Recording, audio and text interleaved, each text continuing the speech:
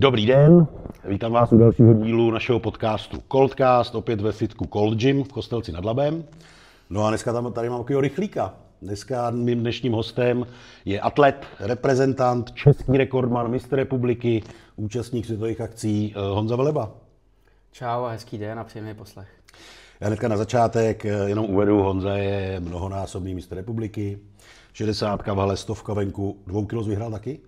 2 kilo ne, ale byl jsem nějaký vícemistr určitě, ale 2 kilo mi chybí. 2 kilo chybí, mě taky, v pohodě.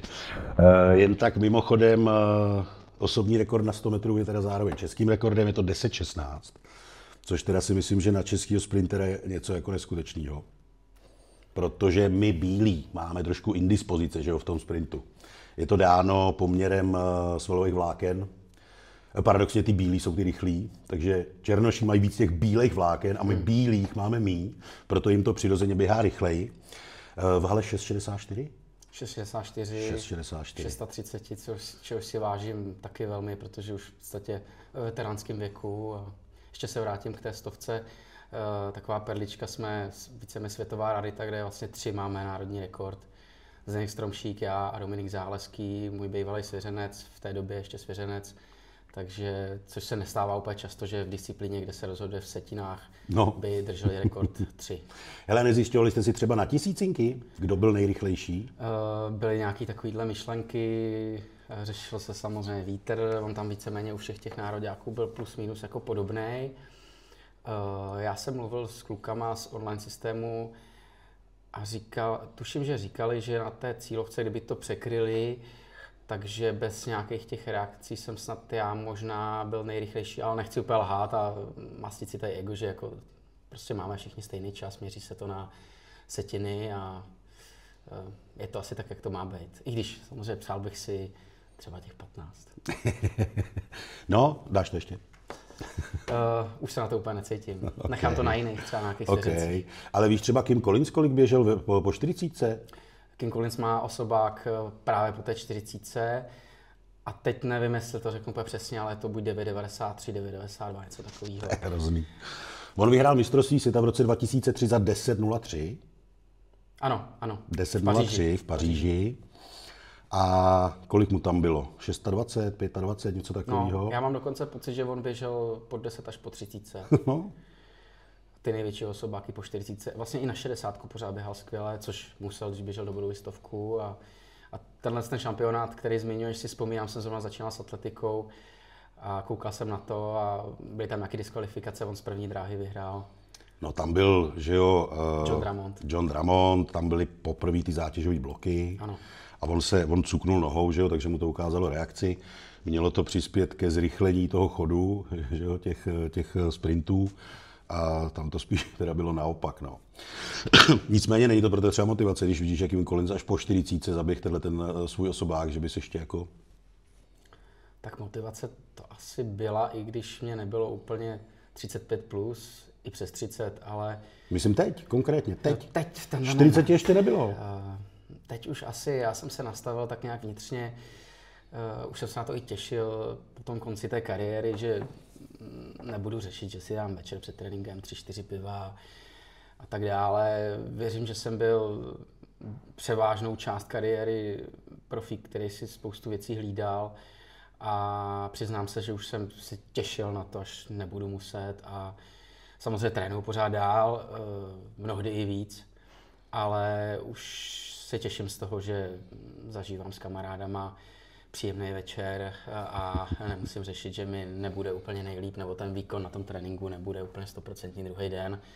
A už by se mi úplně nechtělo a výrazně víc mě baví sledovat ty svěřence nebo ty lidi, s kterými pracuju a žít třeba i těma jejich snama. Tohleto jednou jsem si říkal, to bylo nějaký mezistátní utkání ve Vícebojích, byl tam Mensa Fischer, který tam s náma jel.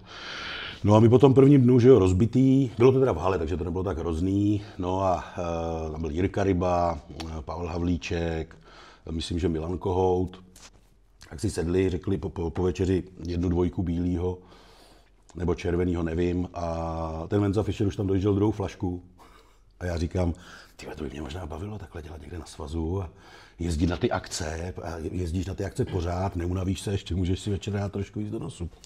No nicméně, já teda nevím, jestli jsi můj ročník a z těch mých vrstevníků se ta životospráva až tolik neřešila teda, jako na Dukle, nebo na Dukle. Samozřejmě vím, že běžci to mají trošku jiný, než třeba vrhači, že jo, to core.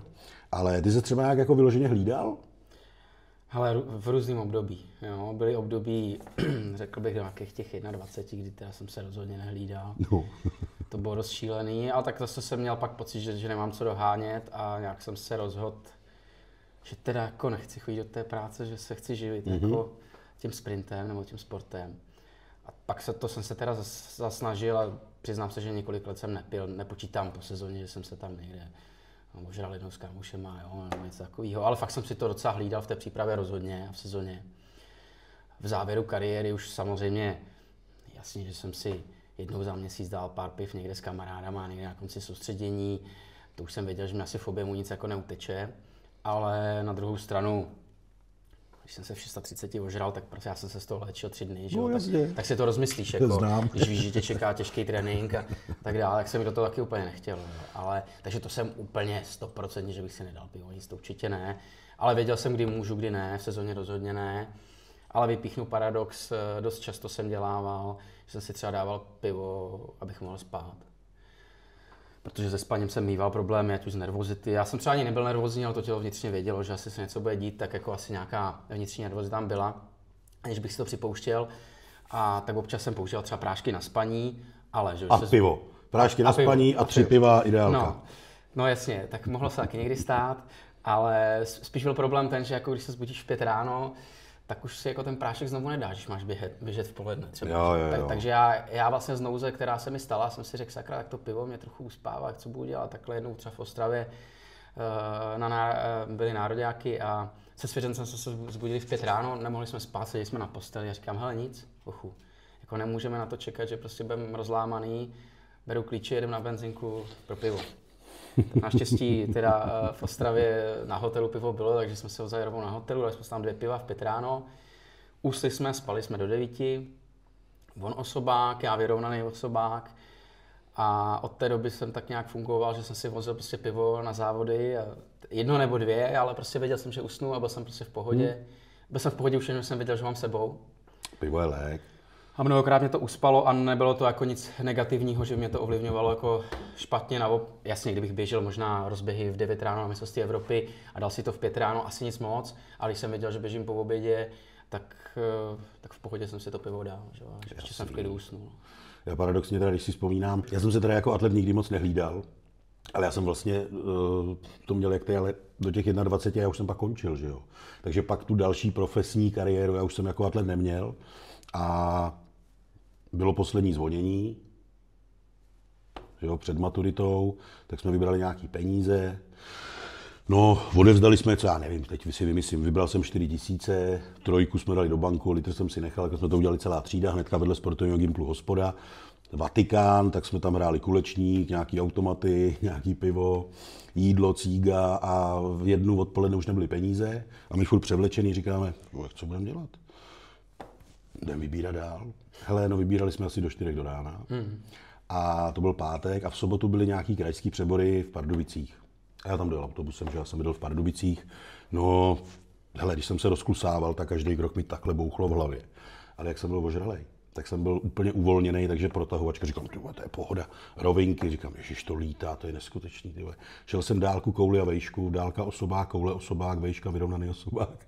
A pak jsem asi 6 hodin spal na tom závodě. Za 14 dní byly nějaký jiný závody, družstva, nevím, junioři, možná liga mužů. Tam jsem připravený, bez chlastu, nic, v pohodě. Horší. Horší. Ale to mi bylo 19, že jo. Tam jsem se z toho vyspal a bylo to dobrý.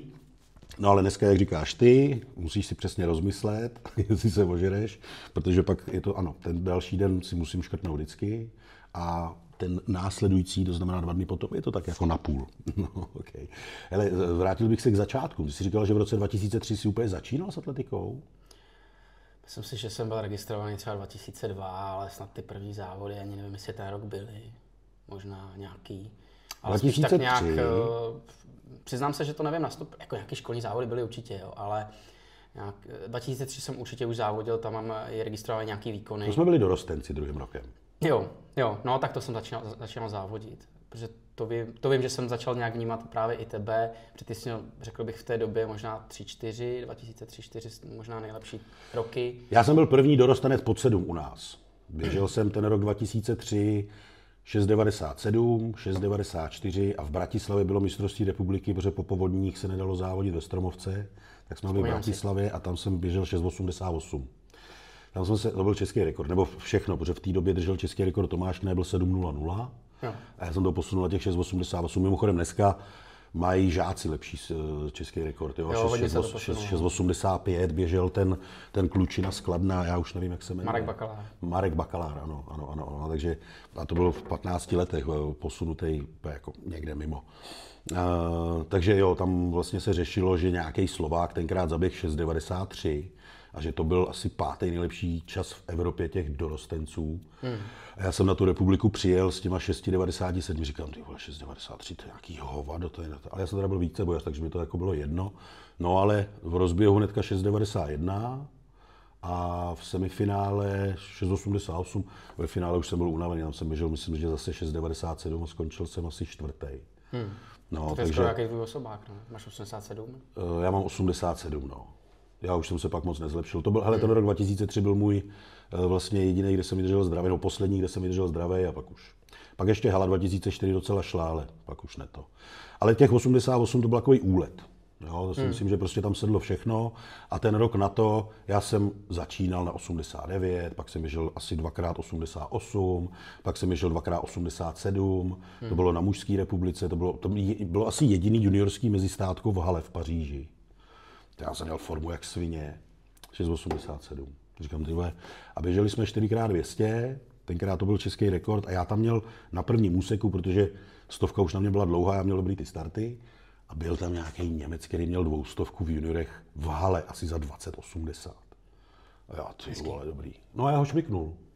Prostě, nevím, já měl 3., on 4. dráhu, ale já ho šmyknul, já jsem předával před ním. Takže forma byla, akorát to mi to neulíklo. No. Ale já si tě pamatuju, v juniorech už si běžel nějaký finále na mistrovství republiky na 60, že jo? To asi určitě, no. Bylo to, že jo, ve Stromovce tam byli všechny tenkrát a já si pamatuju, tam jsme byli favoriti já a Jarda Šmotek. Já to vyhrál teda. Ale pamatuju si, že jsem na tebe koukal, jsi měl nějakou 7., 8. dráhu a já říkám, ty vole, a já jsem si myslel, že jsi mladší, že jo? No, tak, drobnější, takhle vůči tobě jsem určitě vypadal mladší. No tak to vypadali všichni. Mě, když bylo 19 nebo 18, tak to jsem vypadal na 25. Už jsem měl kouty a tak. Ale kouknul se na to, říkám, ten musí být dobrý, ty bude jednou dobrý, protože takhle mladý se dostal do finále. Já jsem neviděl, že jsi taky 86. Ale ty jsi někde později, že jo? Prosincový, no. Jo. Ale je pravda, že jako rozhodně nějaký biologický věk, kdybychom se srovnali v té době, tak jsem asi, jasně, tak ty jsi byl ustřelený, tebe jsem skoro zdravil dobrý den, ale prostě jako stejně jsem vypadal mladší než některý ti kluci a tam je to hrozně jako znát, ta vyspělost v tomhle věku. Jo, v těch juniorských, dorosteneckých juniorských to je tam, ale já nevím, když si na to vzpomenu, kdo jako hodně úspěšný v těch dorostech juniorech, kdo se prosadil dál, no tak Zuzka Hejnová. No jasně. Denisa Rosolová, že jo, Helce Letová dneska teda. Částečně třeba Remajs Machura, dejme tomu, no a pak jako nevím. To jsou ty moje ročníky. Hele, Tomáš Dvořák třeba byl 2. na Evropě. Šéba ten neměl, že jo, žádný úspěchy jako junior, no, ten byl později, takže to, že v juniorech je někdo dobrý vůbec nemusí tam být ten předpoklad toho, že pak bude úspěšný. No, nějaký předpoklad tam samozřejmě je, ale není to zaručený. Našlápnuto má dobře, ale pak záleží na spoustě proměnných. No. Ale třeba se tě zeptám dneska, jak vnímáš ty mladý, protože já si pamatuju za mě, když jsme jezdili na ty Evropy nebo světy těch juniorů, tak nás závodilo, jeli jsme tam výprava třeba 10-12 lidí. A kolik jich bylo letos na té Evropě? 50? Raketa, no. 50, 60, z toho teda super talent, že jo, Michal Rada. který bych tak jako trošku doufal. Já nevím, jestli, já jsem měl český rekord dorostu v tom 7 boji a já nevím, jestli mi to překonal on, anebo ještě před ním někdo, ale já jsem udělal nějakých 5300 a ten kluk udělal 5700. A to byl ještě jako asi prvním rokem ten dorost, nebo něco takového. Nevím, ale na to, jak vypadá, dlouhej, že jo, dlouhý ruce, dlouhý nohy, vysoký, tak běžel 6,80 něco, 6,88, 6,89, 7,60 do dálky, 7,70 něco překážky metrový. No a pak těch 48,80. Asi čtvrtka plotů, ale já bych ho viděla ten víceboj. Jako to. No, tak to tě možná potěším. Nechci úplně mystifikovat, ale mám nějaký info, že možná v hale nějaký víceboj bude na zpestření. Ale on vlastně teďka začíná s novým trenérem, s tím Loránem Moulim. To nevím. V Nizozemsku, no. A my tím, jak žena moje má kliniku, mají i ten manažerský tým, kde zastupují tedy sportovce, tak Michal je vlastně v tom týmu, takže mám nějaký zákulisní info. Takže vím, že se zvažovalo tohle, ten jejich současný trenér ještě pořád tak velmi jako rozumnej, do ničeho je netlačí na to, že jsou jako i s tou sestrou oba talentovaný. A oni teda i oba, musím říct, že jsou extrémně profi a strašně slušní, jako já jsem je neznal, poznal jsem ho teďka někdy na začátku září, poslední závod v Chebu byl meeting a on to měl jako spíš už tak jako sranda závod a šli jsme tam na pivo a on tam byl s náma a já jsem nevěděl, co očekávat. Říkal jsem si, takhle šikovní kluci, mladí, ještě tam byl jeden atlet s ním, tak jsem si říkal, to budou jako nějaký prostě namachrovaní. A naopak mile mě překvapili, hrozně jako slušní kluci a milí, a takže mu fandím a vím, že teda jako trénuje už teďka s těma Nizozemcema, do budoucna si oni tam i budou studovat nejspíš, protože jejich otec tam snad jinak pracuje. To jako se budou učit holandsky, nebo to je v angličtině? To má mezinárodní skupinu ten člověk a je to vlastně Švýcar, jo. A on má FMK Ball, že jo. Teďka trénuje vlastně od loňského roku i tu Lů od nás z tábora, takže tam v tomhle asi problém nebude a naopak věřím tomu, že jestli se chtějí někam posunout úplně jinam, že jim to může prospět. Samozřejmě ukáže čas, nemusí se to stát, ale já jim určitě budu držet pěstě. Já fandím jak svině teda, no. Protože tady byl takový trošku jako útlum, že jo. Se přestali vozit medaile ze světa, teď zase se jako moc nevozej. Honza Štefela udělal teda bronz, takový trošku nečekaný. To jsem viděl s ním podcast, to bylo super, Jarda Bába, že jo, jak teda tu životosprávu a že to teda jako usměrnili a říkám dobrý. Jo, takže je to všude stejný. No, tak oni to samozřejmě musí usměrňovat zlova tyhle dva, ale umějí to pořád, když se něco povede. Hele, kdo koho usměrňuje? No, tam to je těžký navzájem. No. Takhle, byl jsem letos v Madridu, kde vlastně mě štafeta zaběhla národní rekord, takže jsem byl v euforii. Štefík tam skočil docela slušně, takže to tam taky úplně nešetřili a vlastně jsme spíš museli usměrňovat všichni než jako, že by se vzájemně jako usměrňovali. Jo, jsou to úsměvné historky. Hele, ty teďko teda seš hlavně trenér, jenom perlička, jo? Ty jsi ukončil teda loni v létě. No a letos, hele, bylo mistrovství republiky a tak nějak se rozhodovalo, kdo poběží tu štafetu za tu Duklu. No a vyběhl příspěvek, kdo ho vlastně vytvořil na Facebooku nebo na Instagramu. Člověk vlastně, co se nám stará o stránky Instagramové Dukly. Ono to bylo takhle. Já jsem tak nějak plánoval, že bych možná vyběhl, protože jsem chtěl se rozloučit s jedním svěřencem, který měl končit. Už začal chodit do práce, nestíhal to a asi 2 měsíce netrénoval. Já mu říkám, hele Stando, tak jmenuje se Standa Jíra, 6,68, skvělý 60, tak jsem si říkal, tak na rozlučku prostě aspoň nějaká nostalgie. Tak jsem trošičku během toho léta jako se snažil, jako, ne, že bych to běžel z nuly, já jsem se furt nějak hejbal, ale víc cíleně, rychlostně chystat, ale tak nějak jako s tou horší životosprávou. Takže trošku, nebylo to bez tréninku. Já ti do toho skočím. Horší životospráva u tebe bude asi jako, když normální člověk žije zdravě. Ne, to jako takhle. Já jsem člověk, který dělá všechno, když ho to baví, tak naplno. To myslím si, že žena může určitě potvrdit. A takže i když jde o tohle, jak se tomu jsem schopný věnovat jako maximálně, takže konečně jsem mohl, takže se velmi snažím společensky chovat tak, jak mám. A No ale přesto, řekli jsme si, tak třeba poběžíme tu štafetu, takže nějak nás tam přihlásili a já jsem si něco udělal jako s tříslem, jo, v týdnu předtím a nemohl jsem moc jako chodit a odjížděl jsem s mixovou štafetou na diamantovku jako trenér do Bruselu. Tak jsem si říkal, no tak nic, no tak jsem psal ještě kamarádovi, hele, když tak ať tam prostě je přichystaný nějaký náhradník, já to jako asi jako nezvládnu prostě běžet, jo, já sotva jdu. Náhradník, dres, že jo? No, dres jsem jako věděl, že někde nějaký je, jo, a tak oni, jo, tak jo, no a nakonec přišel tady ten člověk, říká, hele, dám to na Instagram, prostě zpropagujeme to. A říkám, ty já jako asi nebudu moc běžet, já prostě nemůžu chodit, jako je 2 dny do závodu. A on, ty vole, já tě znám, to zvládneš. No tak tam dáme prostě nějaký lajky, kolik kdo dá lajků, že jo, tak jsme si říkali, tak kolik, říkám, 10 000, ty vole, to nikdo nedá, vole. Se podíval, kolik tam je, no, vždycky nějaký 2 000, 3 000, víš, hodně, jako jo. Pak se to dostalo i ke mně, já jsem taky sdílel. Ne, jasně, takovýhle kamarádi byli pak nejlepší. A tak jako 10 000, to prostě je bez šance, že jo. No a po prvním dnu mi psal svěřenec, ty už asi 6 000. A já říkám, no ty vole, ten průser, teď to sdílel ještě olympijský výbor. To už jsem věděl, že to začíná smrdět, jo. Protože docela sledovaný stránky, no a ten den už, vlastně den před závodem, v den závodu diamantovky, už tam bylo skoro 10 a už jsem věděl, že to je v háji. Takže jsem si zkusil v rozcvičení s něma, kdy oni se rozcvičovali a ten závod, tak já jsem tam zkoušel aspoň na rovinky. Přes svým způsobem jsem to bral, že jsem tam jako my jsme neměli vlastně na té diamantovce náhradníka. Takže kdyby se těm 2 klukům něco stalo, tak já bych tam ještě musel nastoupit, což jsem se strašně přál, aby se jako nestalo. Jo. Protože to byl průser hrozný. No ale stalo se, lajky se dostaly, tak jsem si říkal, no tak musím to zvládnout. Teď ještě jsem ten den přilítal, takže já jsem přiletěl do Prahy, rychle jsem spěchal do Jablonce, kde jednak závodili mi svěřenci, takže jsem je chtěl stihnout, druhak jsem teda musel stihnout sebe, abych nebyl zavola, že teda prostě všichni tam lajkujou a já jako nepoběžím. Takže jsem spěchal z letiště, ještě jsem mi syn pobyl v autě, jak jsem jel, ale všechno se stihlo. Jel jste jako. A právě, že ani tak moc ne, ale nějak se to sešlo asi.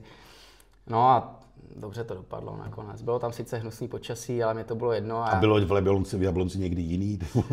Občas jo, ale na ten závod... V hale bylo vždycky hezky. No, ale na ten závod to extrémně sešlo teda jako špatný, ale já jsem se vlastně pak, když už jsem věděl, že už to asi jako se zvládnu rozběhnout, že rovinky jsem zvládnul den předtím, tak jsem se na to začal těšit a bylo mi úplně jedno, jak je. A vyhráli jsme teda těsně, ale já jsem ještě machroval, jakože teda pro to vítězství tam jdu a ono to taky jistý úplně nebylo. Ale dobře to dopadlo, takže to mi udělalo radost. Takže ty štafety byly v sobotu nebo v neděli? V sobotu. V sobotu. V pátek jsi ještě byl v Bruselu. No, ještě v sobotu jsem asi byl v Bruselu. Ještě v sobotu ráno v Bruselu. Takže jsi přejel narychlo do Jablonce, tam si zboblík boty, elastáky, dres, proběh ses, svlíknul ses do tretér a titul.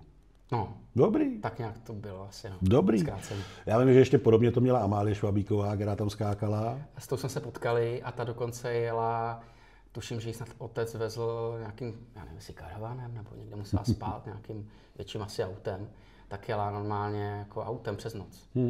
Což já původně jsem zvažoval jako taky, že bych se domluvil třeba se ženou, že by tam pro mě nějak přijela nějakou dodávku, kdyby jsem si půjčil a přivezla mě, ale nakonec jsme našli nějaký let, který byl schůdnej, že když by nebylo nějaké extrémní zpoždění, že bych to měl jako stihnout. No. Zajímavý. No. Zajímavý. Hele, 2010 rok.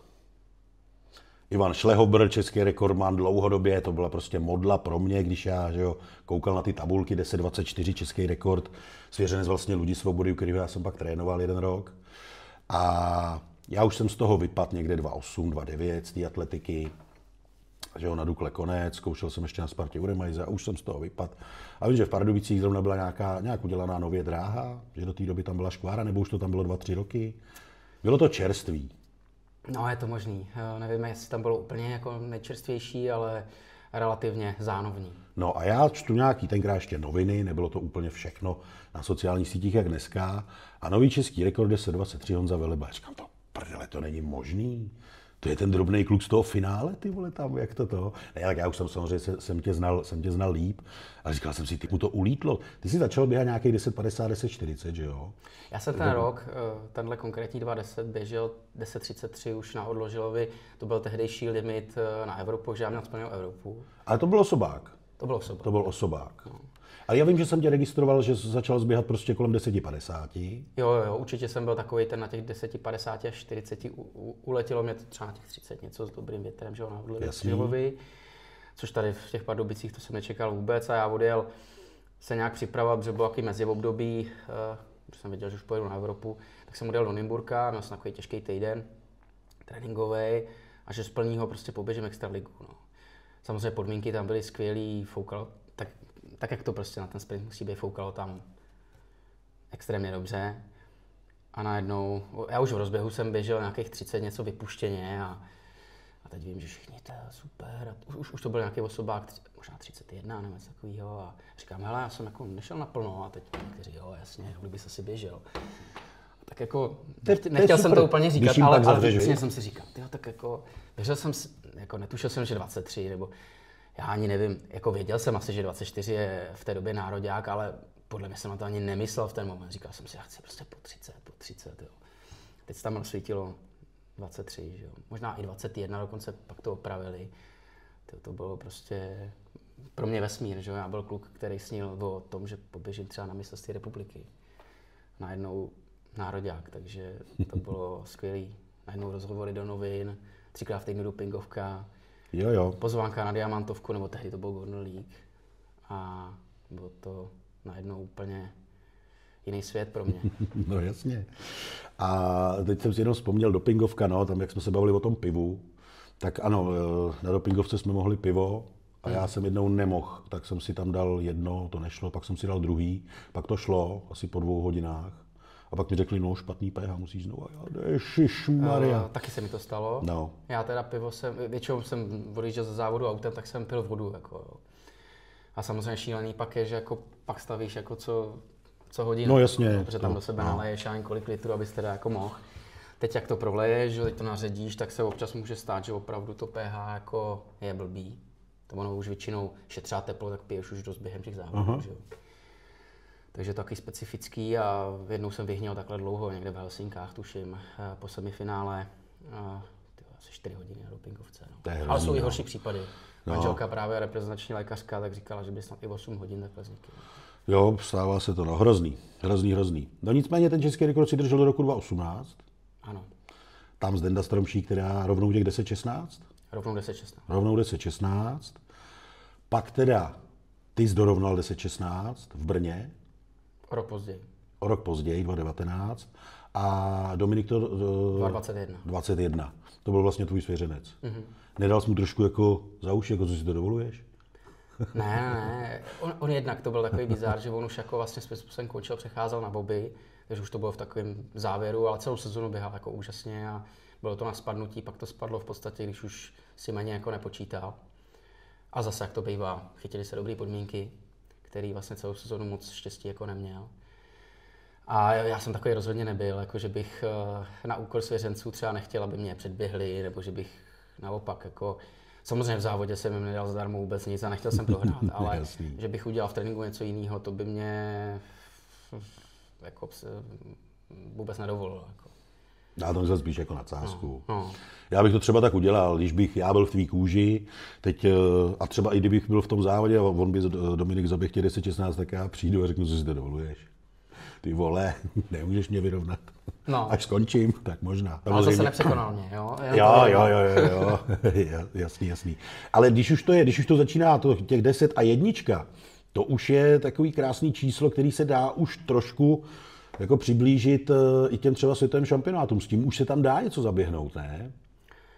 No, myslím si, že současně už jako taky ne, možná na té Evropě. V současnosti fakt jako když chceš, já nevím, na finále musíš po 10.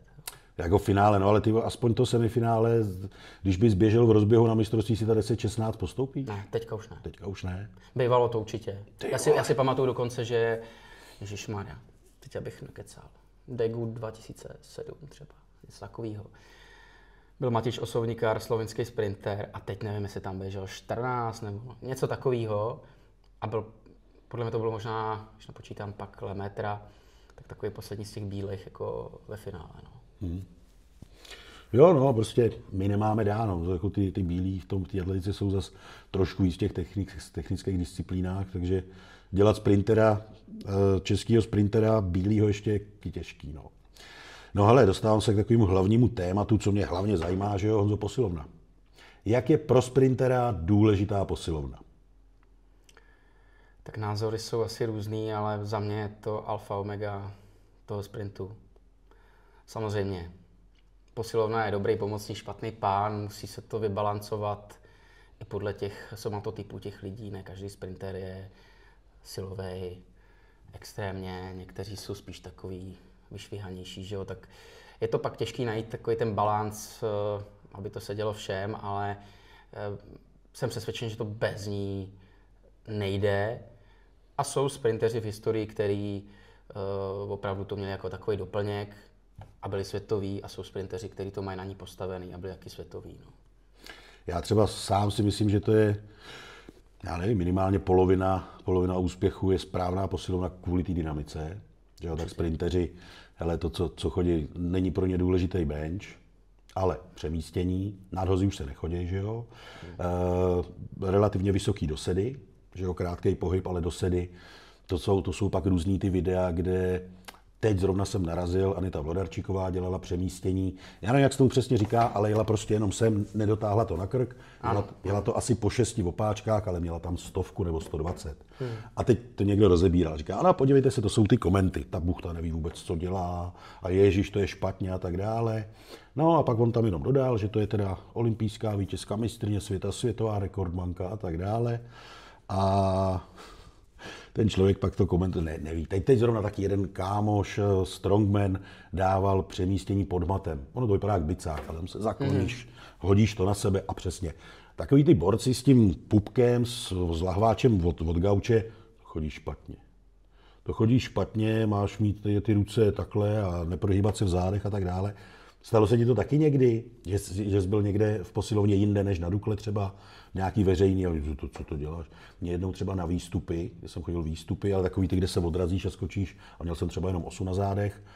A já jsem i jako atlet mýval, já jsem byl takový robustnější oproti ostatním, měl jsem 90 kg a skokan na lyžích. A já, no ne. Plus 20 kg. No možná 30. Možná 30. Nevím, no, jako. No jo, stává se to samozřejmě. Já jako musím i říct, to, že jsi olympijský vítěz, neznamená to, že to vždycky člověk jako musí dělat zákonitě dobře. To je jasný, to se shodneme. Ale mnohokrát ty lidi třeba nějaký ten paskvil dělají třeba z nějakého důvodu. Třeba trošku přizpůsobují své disciplíně, proto to možná tady ten člověk dělal pod matem, protože to dělal k něčemu. Je to příprava, ano, na takový ty pytle, který váží 140 kg, tak to nahazuješ takhle na rameno. Dělá prostě nějakou disciplínu. Jo. U nás asi bych řekl, že technika přemístění u sprintu by měla být správná. Tam jako...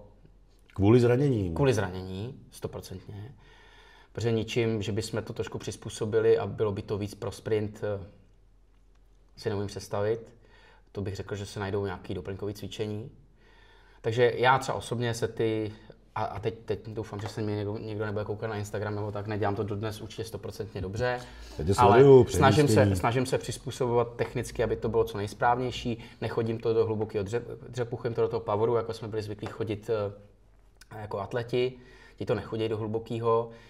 A už jsem se to teďka, jako když už si spírám pro radost, už jsem se nechtěl přeučovat jako do toho hlubokého dřepu, což bych určitě zvednul víc a bylo by to lepší, ale to už jako... Já jsem ani ty ambice vlastně, já jsem vždycky říkal, já až skončím, tak přemístění už mě nikdo neuvidí. No a najednou prostě tak jsem pár těch týdnů vynechal a jel jsem do Brna za kamarádama a Roman Novotný určitě se znáte. S tím jsem objel nějaký ty světový šampionát juniorů. Tak říká, ale mi to strašně chybí, víš, jak jsme vždycky spírali všichni jako atleti, tohle neuděláme, prostě nějaký tady sranda, závody mezi sebou a tak jsme se pár kamarádů takhle domluvili, dodnes to dodržujeme jednou třeba za půl roku. Uděláme testy, no tak já jsem to viděl. A já jsem si říkal, ty vole, počkej, jako... Roman mi psal, ať mu poradím jak na benče. Jo, však si taky stěžoval, že jsem mu poradil blbě a nic nezvedl. No, tak. Ne, ty jsi mi asi poradil dobře, akorát on to udělal blbě. V tom benči je fakt špatný, no. Ale takže jsme si řekli, přemístění, dřep a bench. No, takže to děláme takhle a zase mě to teda donutilo, aspoň, že jako něco dělám, snažím se jako zvedat dál takže jsem se snažil v tom technicky zase trošku jako zlepšit. Jenom nastíníme, jo. Honza není vzpěráč ani silový trojbojař, je to sprinter. Honzo, kolik vážíš? Teďka mám asi 78. 78 kg. Kolik máš maximálko na přemístění? 140. Hele, to je skoro dvojnásobek, což je super. Co dřep? 195. Ty krávo, 195, 2 kg. Já jsem tě nedávno viděl s nějakou 3, 4 ze 170. Jo. Hodně lehce. No. Ale prosím vás, to je opravdu dřep, to znamená prdel na zem, jo? Ne ty s prominutím, já to úplně nemusím, ty lifterský některý, když vidím, to není ani pravý úhel, to se dá kolikrát srovnat s tím dosedem na lavičku. Takže prostě prdel na zem, kam až to jde, 195 kg a já jsem ti psal, že s tímhletím bych tě viděl za, já nevím, v nejbližší době nějaký 240. No, 250. Kežby. Musel bych přibrat asi a ono je to těžký se udržet i na té váze. Nejsem to schopný taky zvednout pokaždé, teď jsem byl týden na dovolený a trápil jsem se tam ze 170 ale jo, včera, no ale... 10-16 taky neběháš po každý, že jo? Ne, jasně. 9,58 se taky neběhá po každý. Jo? Je to tak. Když zmiňuji 9,58, tak kolikrát si závodil s Usainem Boltem? No, 4krát třeba. Všechno na tretře? Jednou ve Varšavě na nějaké exibici. Aha. A 3krát na tretře. No. Po každý samozřejmě zážitek, po každý jsem samozřejmě prohrál. Ale to musím říct, že mám v hlavě jako jeden z největších zážitků kariéry 2009 tetra, když měl přijet Bolt jako novopečený olympijský vítěz z roku 2008 a světový rekordman. A v té době ještě teprve v uvozovkách jenom 9,69, že jo? Ano, na tu tetru. Nebo 68 možná, 69. 9,68 ukázala časomíra v Pekingu. Jo. Jak tam 20 metrů takhle. Ano, přesně tak. No a tak tenhle člověk měl přijet, že jo? Takže Ostrava vyprodaná, ještě stará Ostrava, kde se vlezlo asi 22 000 lidí nebo něco takového. Podle mě tam bylo 24, protože to...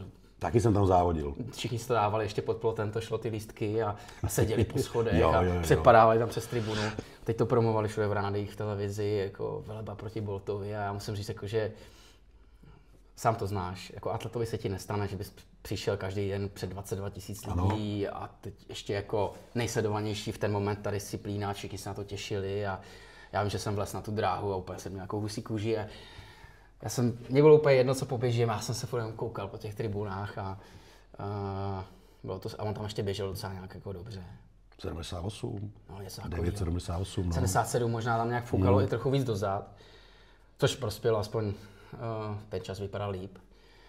A tak to byl jako zážitek. Kdo tam běžel ještě další? Byl tam Asafa Powell? Asafa tam má v dešti 9,85 nebo 84, snad nejrychlejší v tehdejší době, teď už to určitě někdo předběh, ale stovka v dešti. Teď podle mě letos snad Oblik Seville běžel 83 někde v Loza, nějakém strašném dešti. Ale do té doby nám to přišlo jako vesmír, že někdo prostě běžel rychle. Pak držel Svěťák, že jo. Asafa 77 v té době. Pak 77 s Gatlina pak anulovali, pak zaběh 74. Jo, někde v Rieti, já jsem se nevěděl, z toho je běžel, ano, 74. A já si pamatuju, že rok 2007, na závěr sezóny, že si Bolt zkusí 100. A my jsme všichni říkali, jak on spíš do té čtvrtky, že jo, nebo 100. A on běžel 10,03. Jo.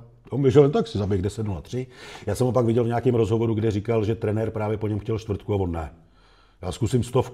A on, když poběžíš pod 10,2, tak budeš běhat 100. A že zaběh 9,03 a rok na to první nebo druhý závod a 9,71. Jo. To bylo ten rok 2008 a pak na olympiádě v Pekingu došel poslední 10 metrů pěšky s roztaženýma rukama na 9,69. No a já jsem s ním teda, protože on je stejný ročník jako jsme my, 86.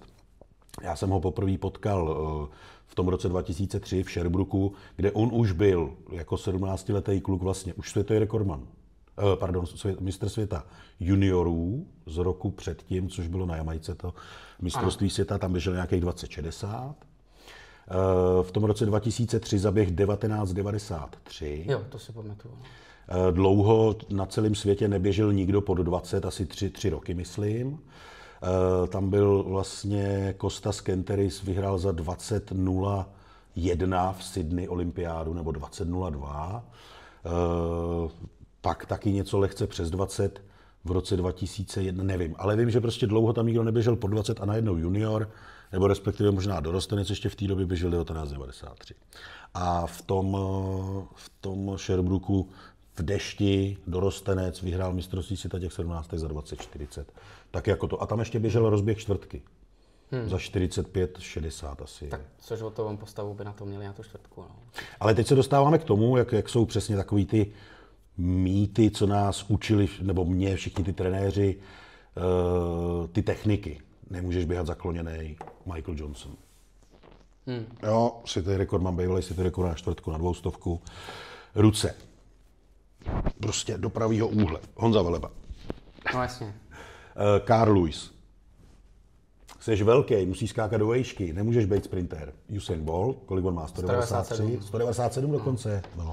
Tak to je typický sprinter. A nebo naopak třeba, co mě napadlo, tak Stefan Holm, 182 cm, ten je velký tak nějak jak my, já mám 183 a on 240 do vejšky, olympijský vítěz, mistr světa. Takže to tak jako... Tohle to ale není úplně výjimka, potvrzuje pravidlo. To by byl jeden, jako... Není, když jsou ty lidi výjimeční, tak to jde určitě i tak, ale já se snažím jako ne úplně to poslat na druhou kolej, když je někdo jako vyloženě technicky špatný, snažím se trošičku jako to pozměnit. Nějaký technický ideál tam samozřejmě je, ale každý má nějaký svůj styl vrozený, který stejně jako moc nezměníš. Já třeba ty ruce moje zmiňoval, já jsem pravou ruku natahoval vždycky, snažil se to změnit několik let. A když bych jí měl v pravém úhlu, tak bys běžel 10.06? Nemyslím si. No, já si taky nemyslím. No. Ale kdyby to rozhodovalo třeba o jedné setině na tom výkonu, tak bych třeba měl 10.15. Jo. A to věřím, že kdyby člověk běžel technicky správně, tak tu setinku by tam třeba našel.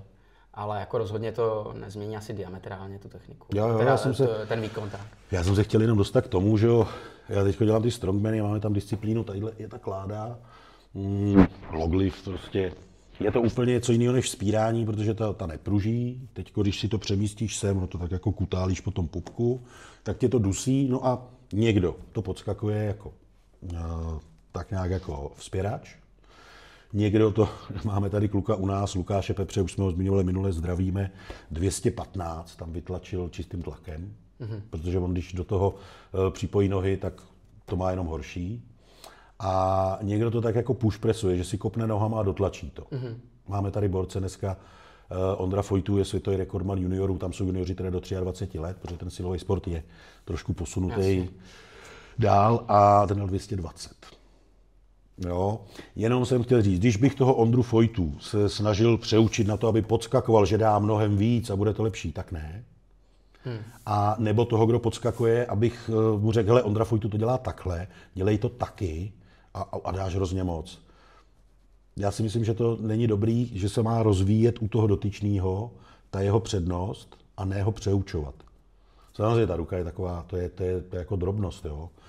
Ale změnit úplně techniku, nebo já nevím, k čemu bych to přirovnal, na překážkách máš náběh na 7 nebo na 8 kroků podle toho, jak zvládáš a podle toho, jakou máš odrazovku a švihovku, přetahovku do překážky, tak prostě, já nevím, změnit dobrý ze 7 na 8, to by bylo asi jako, víš, prostě potřebuješ být víc frekvenční, tak půjdeš o krok navíc.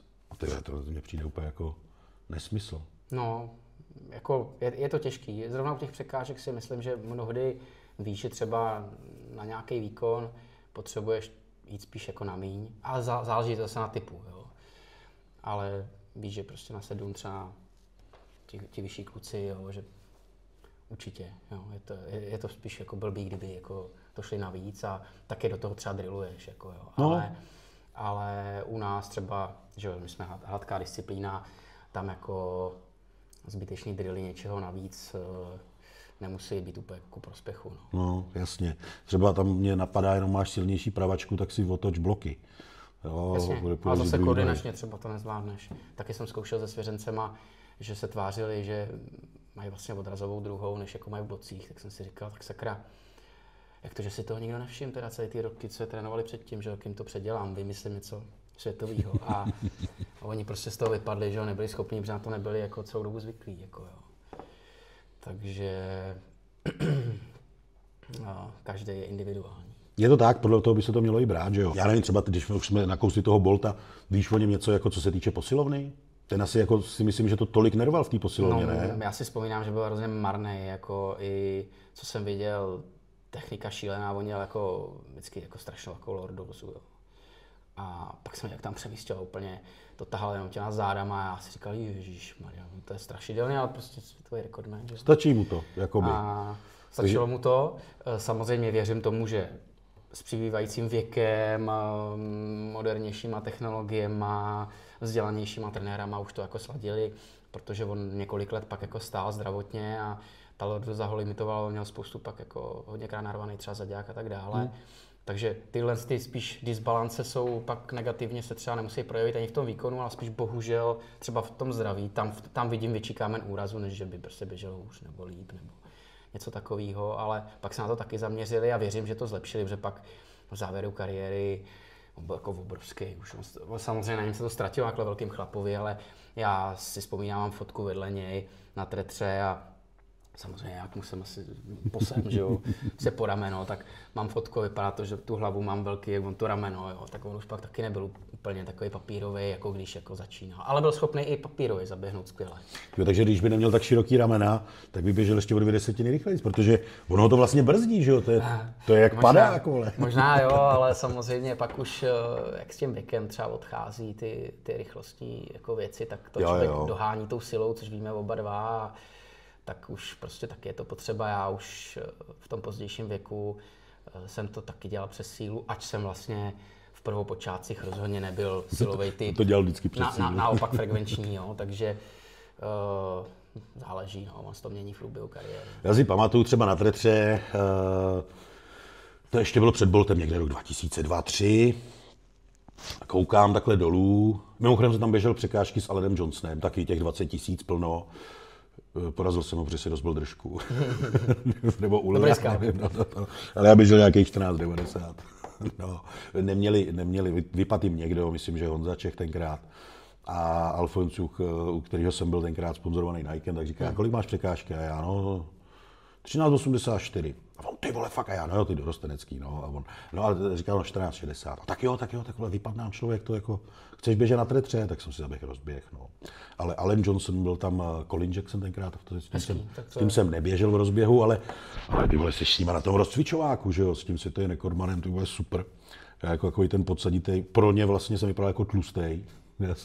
Měl jsem 88 kg, ale neměl jsem na sobě moc špeky, tak to bylo docela dobrý. Ale co jsem chtěl říct, sedím na tribuně a vidím tam nějaký tlustý prase. Já říkám, ty vole, kdo to je? Ty? A to je ten, teď mi vypadlo jméno, Dwayne Chambers. Víš, obrovská prdel, to byl silový sprinter. To byl hodně silový sprinter, no. A já říkám, to je normálně tlustěch, a on pak říkám, ty vole, to je Chambers, to není možný. A tam běžel 10,05 asi v té době, tam nikdo, až Asaf a Powell, těch 9,85, do té doby tam nikdo neběžel pod 10, ale on byl vlastně, než mu to vzali kvůli dopingu, evropský rekordman, kolik on běžel, 9,84? Něco takového. Myslíš Chambers? No. Ne, běžel, on nemá takhle rychle. Já si myslím, že po 10 má. Počkej. Když to už tam asi nebude. Evropský rekord před ním držel ježišmarja, britský sprinter Linford Christie. A v roce 2004 na olympiádě v Aténách doběhl na druhém místě Francis Obiquelu. Ten držel 9,84, ale Chambers, než mu to vzali... 85 asi. No, nebo 9,85, ale jo. 9,87 měl Linford Christie, to si pamatuju. No, tak on měl asi 86, pak Francis Obiquelu, takže Chambers asi to nemohl mít. Ale jo, počkej, vole. Já vím, že mu to pak brali. A pak, když se vrátil, hele, jestli to budou mít tady někde uvedený, kolik on běžel. Řekl, že bude mít kolem 9,90. Ten Chambers. On měl každopádně rychlou 60. Tady má z roku 99 uvedeno 9,97, ale tam to bylo po něm, jo. Jo, a tady vlastně on se vrátil v roce 2009 po dopingovce a běžel 6,42,60. Ano, tam to si vzpomínám. Jo, to vím, ale... Turín byl úžasný, no. Tak, ty vole, kde to má? Dwayne Chambers, sprint, diskvalifikace. On to bude mít v té knize, ale vím, že držel evropský rekord, než mu to, nevím, teď to tady asi nedohledám, ale bylo to 9,80, něco tomu anulovali právě. Jo. Tak možný to jako je, samozřejmě. Jsem tabulkový docela, ale já to někde najdu. Tohle si jako jistý nejsem. Ale tak to je v dobách, když ty jsi začínal. No, já ho měl zase skvělého 60kaře samozřejmě. Jo. A vím, že ten evropský pak měl Francis Obiquelu, pak pak další, teďka to má... No Francis Obikvelu, to je Nigeriec, který dostal Jasně. portugalský pas, no, takže evropský rekordman, no. V uvozovkách. V uvozovkách, A pak, no. no. A dneska má kdo? Lamont Marcel Jacobs. A jo, vlastně, 9,80. No, 79, 80. 9. Já myslím, že to je z toho finále z Tokia. No. A já teď právě nevím, jestli to bylo rovných 80 nebo 89. Taky nevím. To už to, tyhle ty poslední už tak ne to. Já vím, že Maurice Green měl 9,79, překonal ho ty Montgomery 9,78, toho pak jako diskli, takže pak byl zase 9,79, pak 9,77 zaběh Asafa, pak ho dorovnal, je to furt vypadá. Gatlina, myslíš? Justin Gatlin, pak 9,74, pak už byl Bolt, no.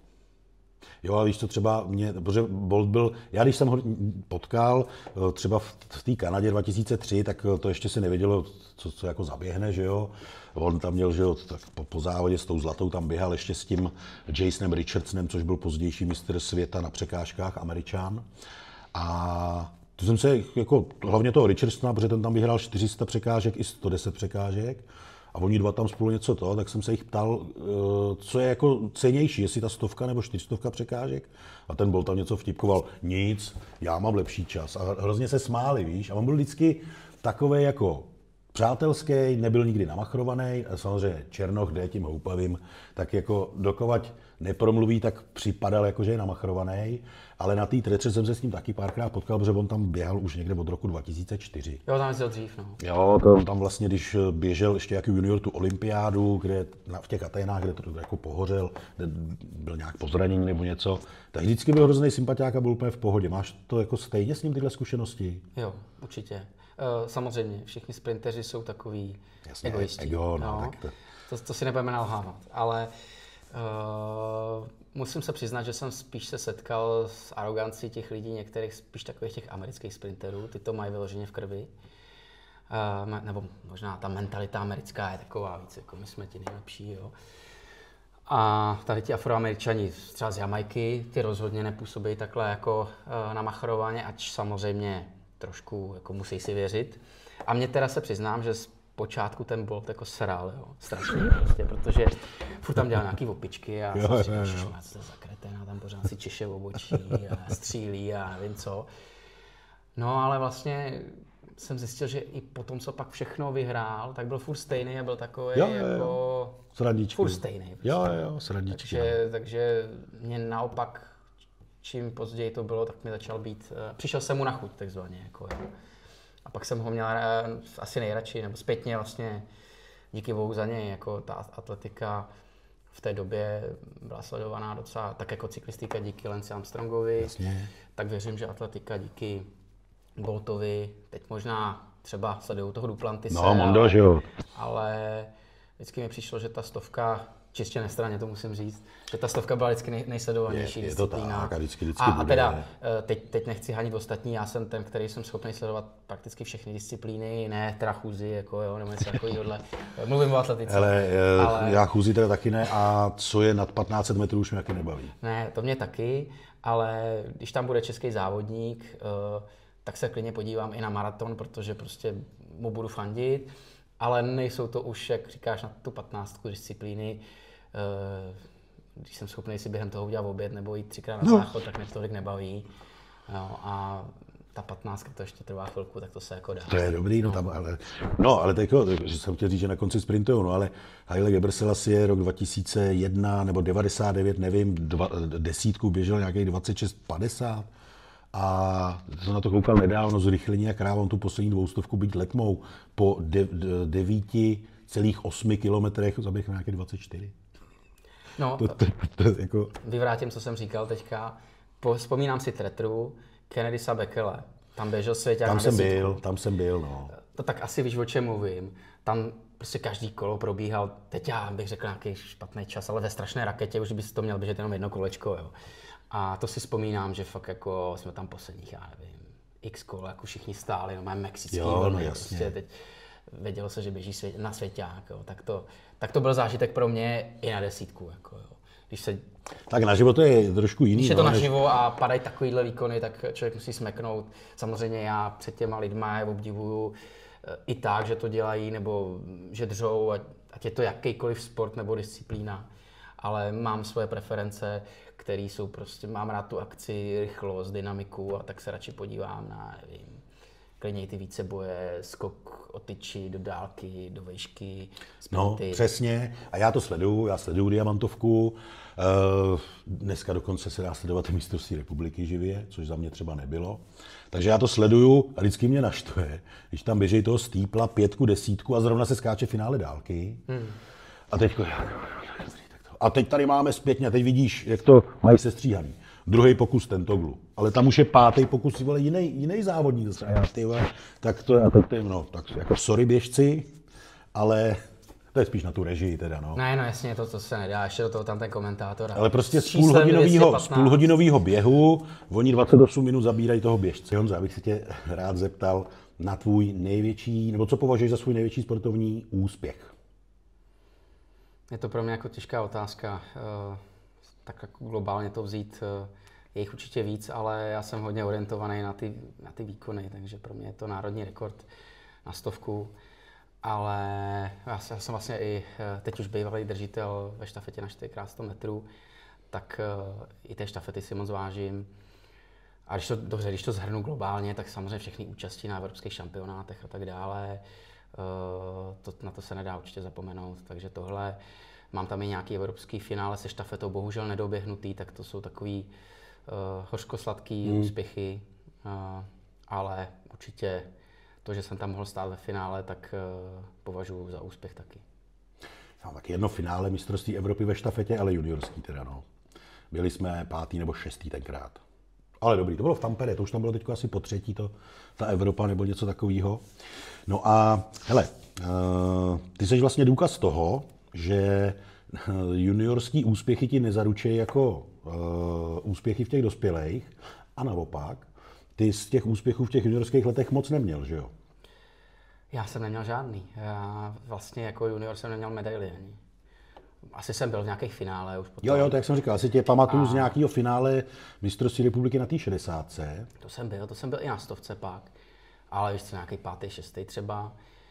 A první medaili jsem měl, to jsem byl ještě 22, ale moje medaile vlastně byla z národního šampionátu dospělých.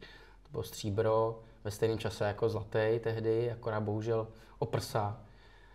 Tak jsem byl druhý. A to byl rok? 2006.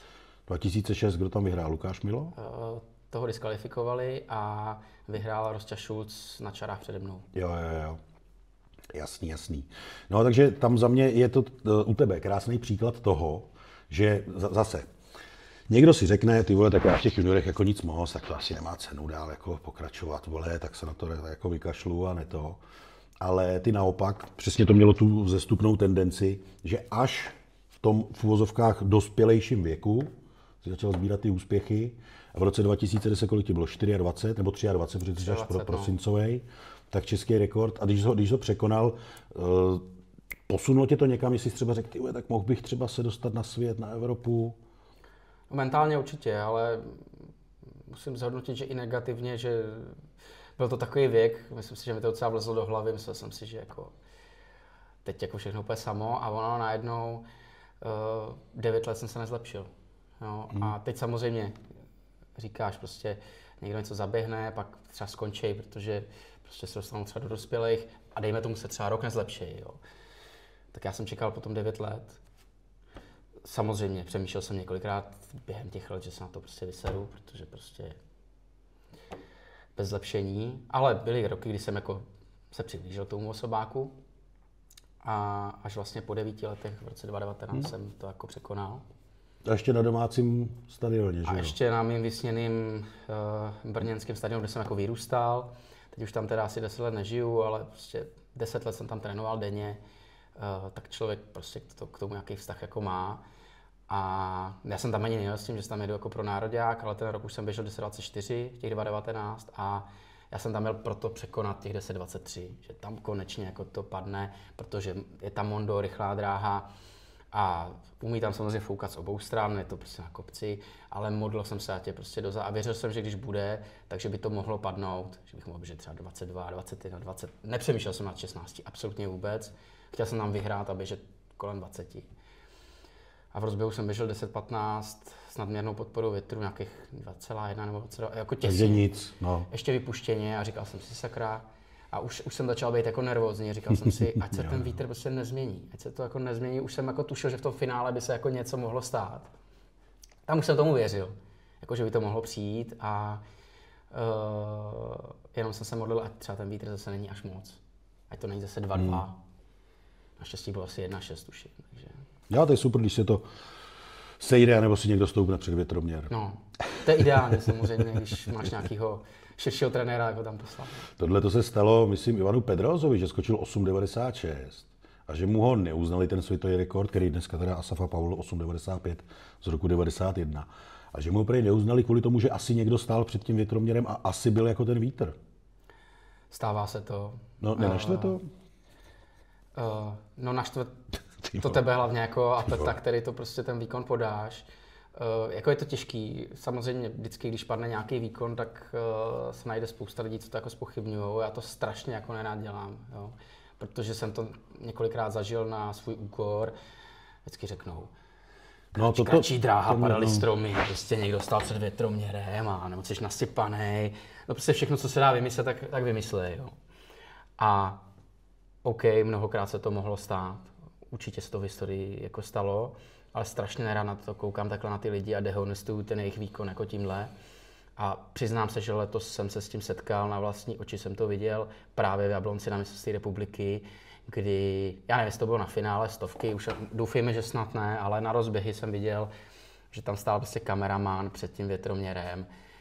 Z neznalosti, jako nikdo mu to nemůže vyčítat, ale ty pořadatelé ho měli vyhodit prostě z toho četečka toho člověka, protože tam stojí s tou obrovskou kamerou, že jo. A tam teda jako tam fukalo hodně a všichni tam běhali, prostě osobáky, jako jo. A s dovolenou podporou větru. S dovolenou podporou větru. No. Takhle, no jo, no. Některé rozběhy měly nad, ale některý pod, a přesto jako výkonnostně třeba o desetinu a půl rychleji, než mají. A teď samozřejmě blbý, teď nechceš jim upřít to, že si zaběhli dobře, ale zpochybňuješ to, jestli je to teda regulérní. Co když opravdu bylo, ta kamera tomu tolik nevadila, jo, ale minimálně to nedělá hezký obrázek tomu závodu. A pro tebe třeba jako pro trenéra toho závodníka, už na to koukám i z téhle pozice, ta motivace pro něj dál, když on najednou zase pak bude běhat o 10,5 hůř, od toho sobáku je strašně těžká. Bude hledat, co děláme špatně, když se předtím zaběh jako tohle. Tam je to psychicky náročný potom. No, a to je jako těžký, že už se nikdy třeba nemusí zlepšit. A nebo jim to dlouho bude trvat, než se k tomu jako přiblíží. No, každý není jak ty, aby čekal 9 let. A každý nevydrží, jak dlouho přesně někdo po roce řekne, stagnuju, prostě končí. Já nevím, no v tom 10 by to bylo jiný, já bych rád závodil i dál. Jako jedna disciplína stagnuje, ale máš dalších 8, 9, kde se to jako zlepšovat dá. V 10 boji, že když prostě 2, 3 disciplíny ti nejdou, tak se jako zlepšíš těch ostatních. No, u mě to ke konci kariéry bylo, můj konec kariéry 19-20 let, jo, kvůli zraněním. Ale samozřejmě já jsem v 19 běžel stovku 10,93, v 16 10,80, v 17 10,70. Pak to šlo dolů a to bylo takový to hlavní, na čem jsem jako stavěl, tak to jako první bylo demotivační, no ale pak už když jsem nevydržel pořádně 3 měsíce zdravej, tak už to jako, to už nešlo a jako zlepšovaly se mi vrhy, no. To jsem chtěl říct, že ty silové parametry určitě se daly zlepšovat. To se zlepšovalo, ale to mi bylo houby platný, no. Ale pak jsem si vybral sport, kde můžeš žrát, nikdo ti za to Našel ses. No našel, no. Tak to se dá dělat dlouho, já jsem to v minulém rozhovoru říkal, že vlastně jsem 2 roky nedělal vůbec nic. A pak jsem začal, když jsme to tady otevřeli v prosinci, se začít připravovat, tak jsem šel po 2 letech pod bench a říkám, tak kolik dám, tak jsem zkusil maximálku jak 190 z ničeho. Pak jsem začal, protože ta síla tě nějak drží a dá se ty statické věci rozvíjet dlouhodobě. No a po nějakých 2 měsících, 3 měsících tréninku tam bylo 240 osob. Ještě se chtěl zeptat na zranění, jak tobě se vyhejbali nebo nevyhejbali? No, já se jich měl dost, ale nikdy bych neřekl, že byly nějaký jako dramatický. Jako, mám za sebou nějaký 2 operace kolene, ale všechno to bylo takový, že skoro zpětně mám pocit, že možná ani nebyly potřeba, ale prostě byla taková doba, kdy se třeba té rehabilitaci nevěnovalo tolik a možná se o tom nevědělo tolik. Ale jako já jsem fakt nějaký závažný problém, který by mě třeba udělal stopku třeba na rok v kuse, tak jako neměl. To, že jsem byl narvaný několikrát, ale vždycky jako málo. Já jsem třeba i jako větší díru jako v zaďáku neměl, já měl vždycky 0,5, 0,3 a neměl jsem takový ty 4 cm, 5 cm nebo dokonce 7, co teďka mývají letos nějaký junior, to je 7 cm díra v zaďáku. Jsem si říkal, sakra, ten ani nemůže ještě vidět, co je zranění, ne? A jenom řeknu, hamstring, jo, zadní stehenní sval, sprinterský zranění, docela častý. Nejčastější bych řekl.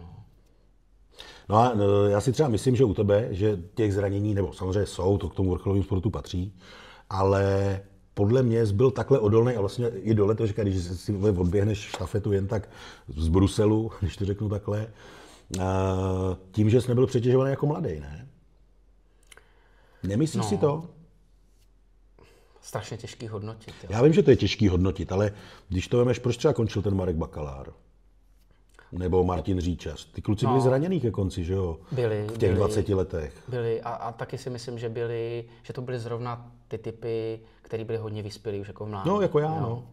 Ale OK, já jsem taky měl z toho takový trauma, ale Luděl Svoboda přišel a říká, hele, na to se vyser, tak jsi vyspělejší. Tak tvůj vrchol bude ve 23, ve 24, ale ne v 28, v 29 jako u jiných. Ty prostě to budeš mít jako dřív, ale prostě na nějaký ten výkon se dostat můžeš. Já jsem se k němu třeba nedostal. A myslím si, že třeba ten Marek Bakalár, Martin Říčař, kdo tam byl ještě z těch mladých, z těch jako super rychlých talentů. Jarda Šmotek třeba určitě, no. Náš vlastně ročník. Náš ročník, no. Ale prostě nějakým způsobem podle mě byli přetěžovaný, proto vlastně pak nejeli dál. Taky mohlo být. Já si třeba myslím, že jsem zatížený byl docela dost. My jsme makali jako hodně, ale spíš bych řekl, že jsem nebyl jako zatížený nějak speciálně. Jako jo. Já jsem, ty lidi, co dělají atletiku, tak to vědějí. Posluchači určitě ne, já jsem začínal u běžeckého trenéra, který v životě neměl sprintera. Takže o tom věděl úplný prd.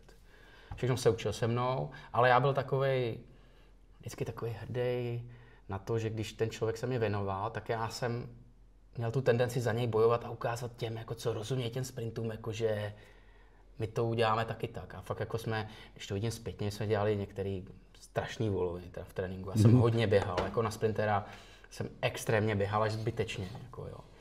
To byly úplný blbosti. A něco jsem asi v sobě jako musel mít, rychlostního, že jsem i přesto běhal docela rychle. Ale já jsem třeba vůbec nebyl zatížený v té posilovně. On o tom věděl úplný prd a on ji třeba se mnou jako nedělal. Já jsem fakt s posilovnou začínal. A teď je otázka, je to dobře?